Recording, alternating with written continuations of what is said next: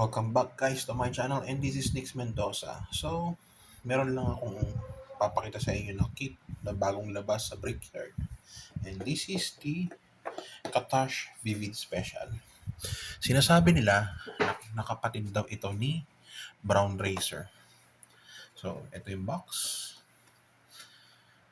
Ito yung kit. Ito ang price niya, $698 only. This is made from the Philippines. The other side. So, let's open up. So, meron tayong pink na hard tires. Low profile. So, syempre, di mawawala yung gears, grease. So, regular motor lang yun nandito. So, pink ulit na chassis, FME. Rear bumper. And this is a yellow, I think, na dish type na wheels, smoke black na cowl, Katash. So, internals niya, green, stickers.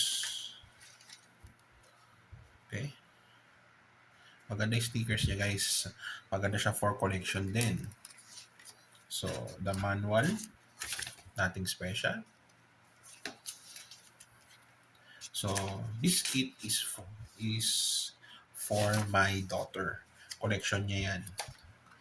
So, pinabubuo niya na sa akin. I-unbox ko muna. So, yun lang yung content ng box. No special or anything else. So, sadly, nakuha natin is